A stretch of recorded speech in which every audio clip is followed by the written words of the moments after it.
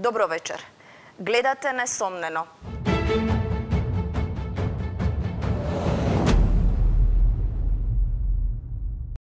Шамарот кој пред една недела стигна од Будимпешта не освести за голготата на штитениците во домот 25 мај. Кога државата под закрила ги зема децата, животот знае да стане пекол.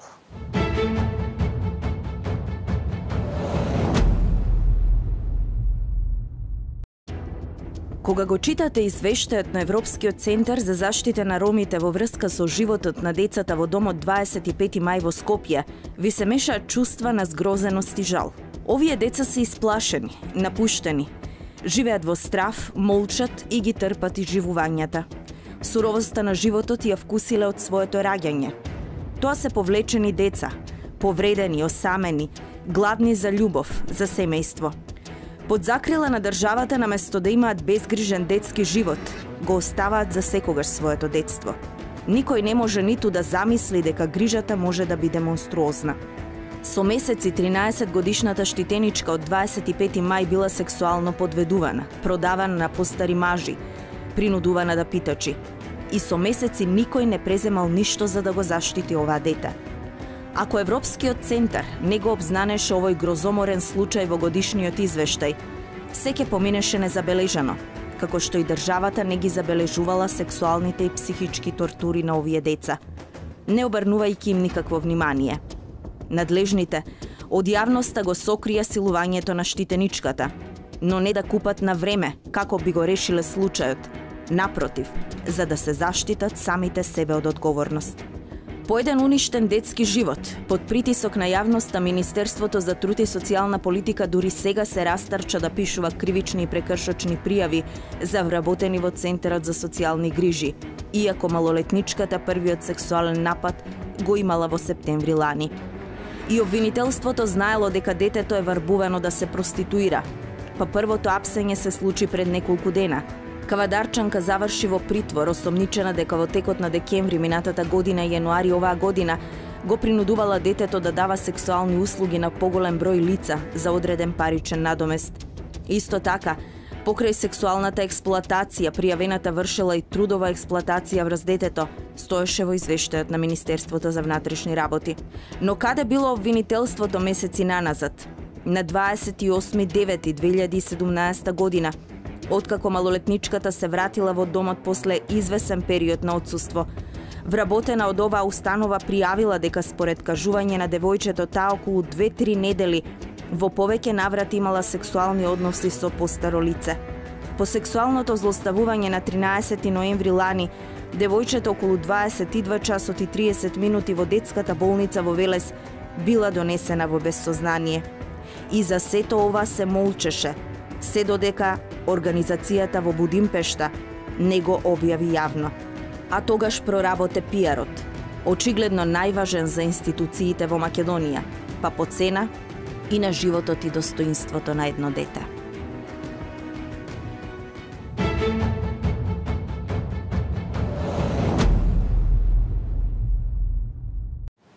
Живот во тага и страв.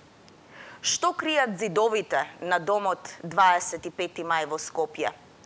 На оваа тема разговарав со портпаролката на Мегеши, Татјана Гогоска. Европскиот центар за правата на ромите од Будимпешта во последниот извештај наведе една информација која згрози јавноста во Македонија за сексуалното злоставување на 13-годишно девојче од домот 25 мај во Скопје. Тоа само ја отвори Пандорината кутија за случувањата во домот. Што се случува во домот 25 мај? За жал е така, констатацијата е таа, Пандорината кутија се отвори и тоа е тој можеби во цела оваа несреќа среќен момент за тие деца и за сите оние што можеби еден ден во иднина ќе завршеа во тој дом и за оние што се тука. Меѓутоа и некоја, да речеме, некој олеснување на сите деца што ги поминаа децени живот во домот 25 мај. За жал, 25 мај институција која што државата многу одамна ја поставила во еден систем на отворена институција, а внатре се сместени деца и млади, значи деца до 18 години и обично ги носат после 6 годишна возраст, деца и млади кои што се од дисфункционални семејства, значи семејства чии родители се во затвор или во притвор, или деца од многу сиромашни семејства кои што нема да ги прехранат. И на сето тоа, од пред некоја година ги вклучија децата од домот Ранка Милановиќ, а таму се сместени деца кои што се осудени, се малолетни, се осудени за тешки кривични дела. Така функционирајќи домот со децени создаваше една слика на дом беше се, само не дом за деца. Сето она што се случуваше, на тоа укажуваше, цели 2 децени има, од оние истории и реакции на првата детска амбасада Мијаши, со сведоштвата на децата кои што таму пораснале, со искажувањата дури и на вработените дека се случуваат лоши работи, од кои што најлошиот вид е сексуалната злоупотреба на децата, која што е вака многу тешко човек да изговори, а и верувам на сите оние што ја слушаат, затоа што сепак се работи за деца. Меѓутоа тоа со години, со децени траеше, не дека не се укажуваше, се укажуваше многу пати, покрај Мијаши и други невладени, поединци, меѓутоа секогаш се наоѓаше на некој отпор, на некој ѕид, и сето тоа тлееше и еве Меѓународниот центар за заштита на ромските права сето тоа го обелодени и на некој начин се покрена лавина за да на сето ова се стави крај. Во дневниот билтен на Министерството за внатрешни работи, конкретно за овој случај, имаше информации дека девојчето повеќе пати, во повеќе наврати било пријавувано за исчезнато. Меѓутоа имало сознание и за негово сексуално подведување или злоставување. Дали овде и истрагата, освен вработените во домот, потврлила? И дали можело да се интервенира побрзо, за да не дојде до таква несакана ситуација, кога девојчето од сексуално злоставување буквално изгубило свест и така било хоспитализирано? Во секој случај сите факти укажуваат дека потврлија целата структура на функционирање на институциите во државата. Значи потврли домот, потврли Центарот за социјални грижи, против кој еве сега во петокот се покрена против 11 од нив кривични пријави, меѓутоа ние се уште чекаме да слушнеме дека е покрената кривична пријава и против директорот и вработените во домот 25 мај, кои директно со години и со децени беа инволвирани и знаеа при нивни, нели, во секојдневието што се случува таму. И сето тоа го затешкува, а не го пријавува. Потоа, затоа и МВР, значи кога имаш таков случај, веднаш се поднесува, значи без размислување. Имаш девојче најдено на улица во безсознание, донесено во болница, утврдено е дека е сексуално злоупотребувано, утврдено е дека е жител, односно од домот за деца 25 мај, истрагата веднаш требаше да почне. Значи истражните органи веднаш треба да излезат и да почнат да го следат и да го расчистуваат случајот. И она што мораме да кажеме, и што и понатаму ќе се залагаме, дека не само за овој случај, истрагата, односно обвиненијата, треба да се прошират и целото ова да се истражи и на сите други случаи, да речеме, по кривичниот закон, како е, дали последните 5, 6, 7 години, 8 години. Значи, сето ова да се поведе на широка истрага, за да може да се утврдат сите оние што биле вклучени. Затоа што секој што е на некој начин вклучен во ова е виновен за ова случување. И не само МВР, значи обвинителство, Центарот за социјални, Министерството за социјала, Домот 25 мај, тука и Министерството за образование, зашто тие се и школски деца, да речеме, се Министерството за здравство, ако вие имате во болница пациент во таква состојба, морате да реагирате. Значи, сите институции, значи, склопот за таа или во овој случај, и во овие децении наназад затајуваа затоа што ги премолчува работите што се случуваа во 25 мај. Вие сте имале контакт со тие деца многу пати. Дали ова е изолиран случај или таму има страшни детски страшни работи? Значи страшни работи. Јас лично меѓутоа и во тоа време им кажував на мигеше дека одам во домот 25 мај, дека почнав со еден проект кој што сами го иницииравме, баш секоја среда држев едно 3 месеци, држев работилници на децата, глумевме, учевме, пишувавме. Со самото тоа се зближуваш, зашто тие се деца желни за внимание и за љубов. Сега, во тој момент имаше 16 девојчиња, 33 машки. Бев шокирана што на еден испрат се и едните и другите. Еден наставник е ноќе. Никаква контрола нема. Значи, машките одат кај девојчињата, девојчињата излегува навечер, ги земаат со коли. Сето тоа го кажувавме и во домот. Значи, јас едно 2 години, да кажам, првата година одевме групно, потоа продолжев и јас, некако се врзав со 3 деца од тамо. Ниеднаш не го сретнав директорот. Или ако го бев таму, значи одев на часови, гледав како ги образуваат децата, како учат, што учат, кои се нивните желби. Значи има таму прекрасни деца кои што имаат желби во животот. Значи имаат желба стане медицинска сестра, да стане шивачка, да има свој шивачки салон, да стане човек вреден за почит и дел од ова општество. Меѓутоа, за жал, на децата не име тоа овозможено.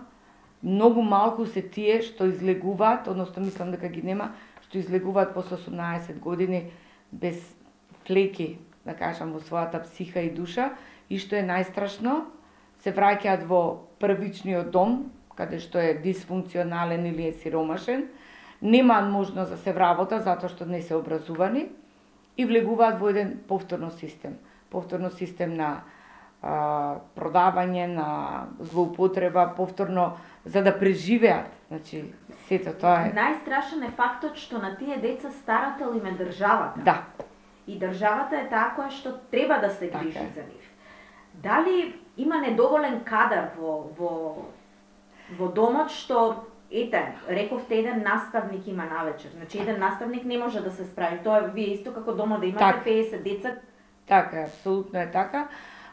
Страшно е што државата, за жал, државата е авторитет и треба како државата кога е старател да биде авторитативен старател.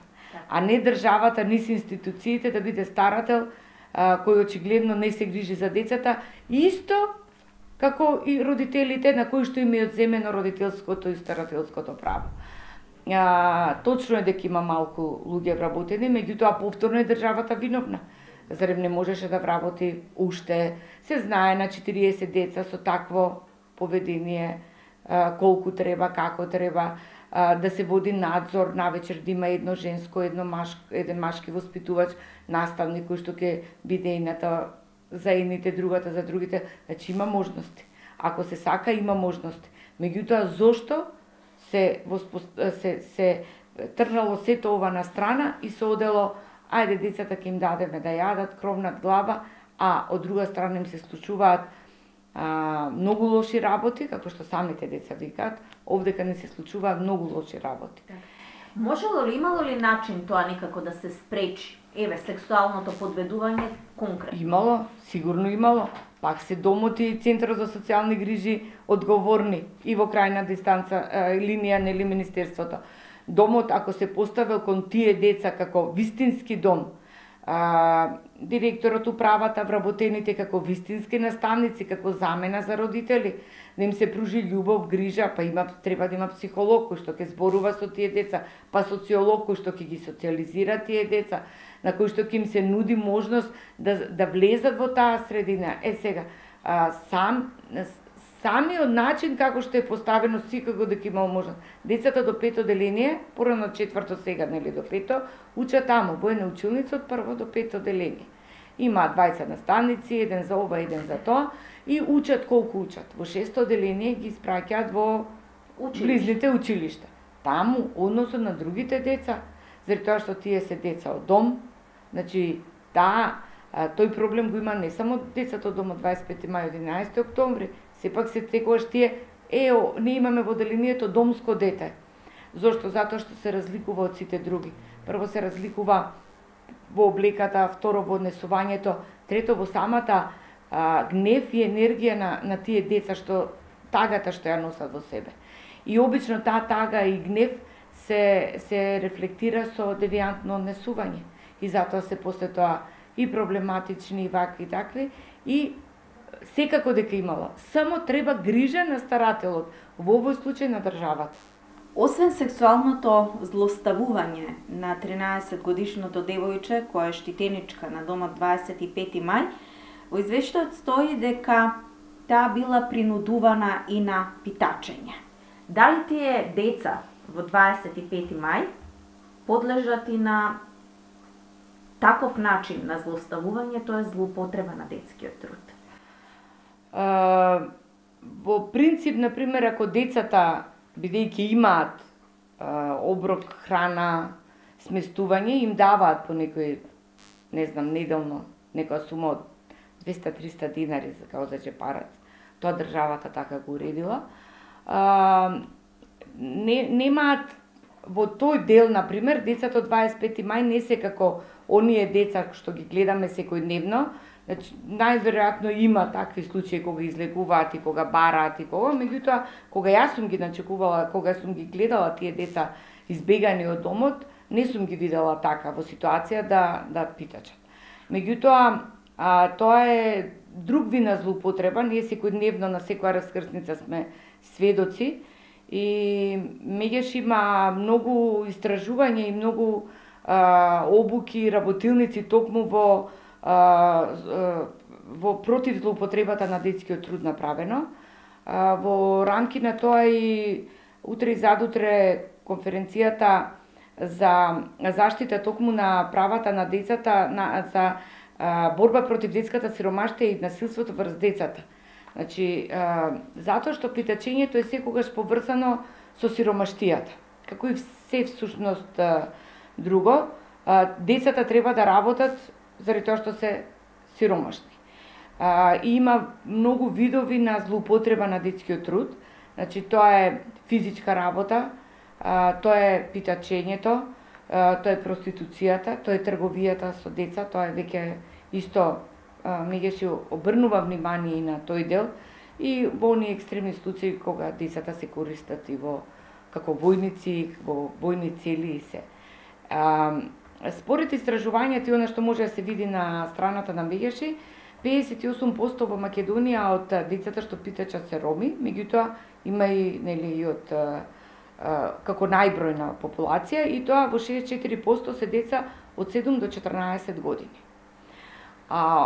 Може да се надмине овој проблем секако, меѓутоа повторно државата е тука одговорна и таа што треба да ги преземе работите. Како се решава сето ова? Основата на се е пак кога ќе видиме сиромаштијата. И ако се вратиме на оние деца во 25 мај, значи има деца што немаат девијантни однесувања, не се од дисфункционални семејства, него се многу сиромашни. Зошто? Затоа што родителите не им работат. Значи, основата за едно семејство да биде функционално и да може да се грижи за децата е едниот барем од родителите да биде вработен. Значи, тоа е основата. Едниот од родителите биде вработен, да се социјално и здравствено осигурани тие деца, и другата работа да се вклучат во градинките и во училиштата, односно уште од најрана возраст.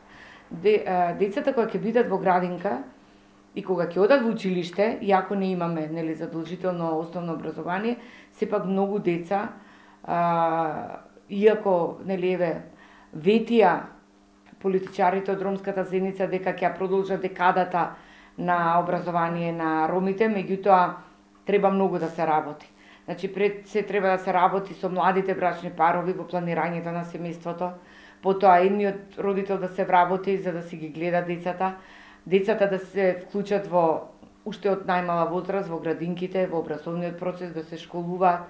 Има прекрасни деца кои што растат, кои што имаат потенцијали, меѓутоа немаат можност сето тоа да го остварат, за да се станат членови на ово општество такво како што наликуваат. Значи, јас сум сретнала во друг дом девојче кое што е од многу добро семејство и живее во некое село, меѓутоа и многу љубов родителите даваат. Меѓутоа родителите немаат како, имаат 3 деца, немаат како да ги прехранат децата. И затоа детето, најстарото, го сместуваат во дом, затоа барем, нели, па потоа не знам дали отиде и помалото дете, затоа што навистина немаат што да им дадат. А сиромаштијата е основата за дисфункционалност на целото општество и дисфункционално на семејството. Домот 25 мај е дом од отворен тип. Многу често дневните билтени на Министерството за внатрешни работи споделуваат информации дека деца се пријавени дека се оддалечени од домот. Прво сакам да ми објасните што значи тоа дом од отворен тип. Таму влегува и излегува кој како сака и кој кога сака.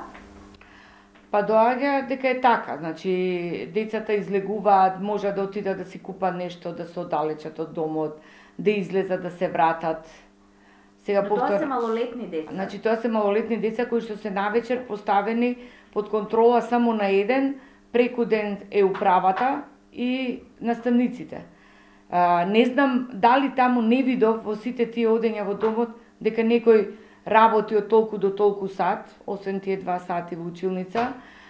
Имаат и спортска сала, декете играат кошарка, да речеме се спортски активности, па има определен денот, па тогаш така прават, па да речеме да ги ангажираат да помогнат малку во кујна, да готват. Еве некој може би готвач или готвачка ќе стане, па некој да помага во перална, па на тој начин нели да ги вклучуваат да ги анимираат и да бидат децата ангажирани. Да, домот е така поставен од отворен тип.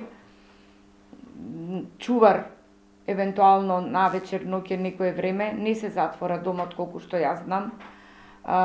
Преку ден нормално влегува, излегува, контакт имаат со било кој, че било кој може да влезе во дворот да каже еве ќе ти дадам 1000 денари, ајде дојди со мене, го стави во кола и да го однесе. 2 пати имаме пријавено исчезнување на деца од домот, а во домот да не знаеа дека децата им се исчезнати. Еднаш беше во центарот на Скопје, а еднаш беше кога ми се јави од Битола, затоа што избегале таму. Значи, јас кога се јавува во домот, децата не ви се таму, не, тука се, значи децата не ви се таму. И после тоа домот доаѓа, во министерство јавувавме, дојдете да ги земете или испратија кола во Битола да ги земат. Значи, тоа е целосна неконтрола.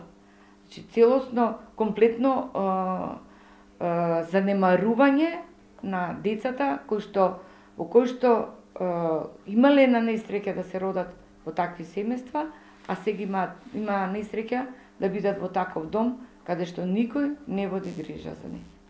Дали постои начини, кои се можностите да се реши состојбата со домот 25 мај? Па ние заговарам, ние предлагаме веќе подолго време, а откако ова настана, сето тоа ова стана многу актуелно, а и пред тоа, домот 25 мај би било најдобро да се затвори.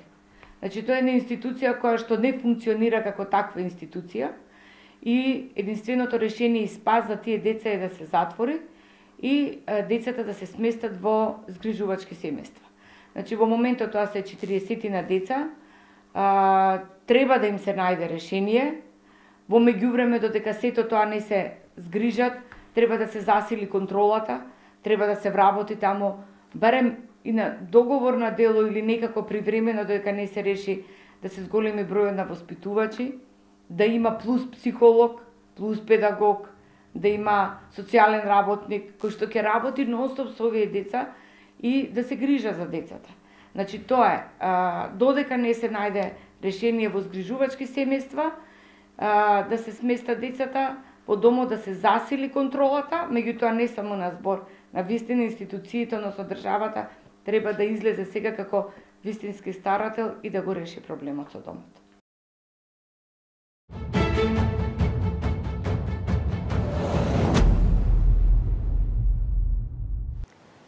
Истрагата за злоставувањето на 13-годишната штитеничка од домот 25 мај се уште трае.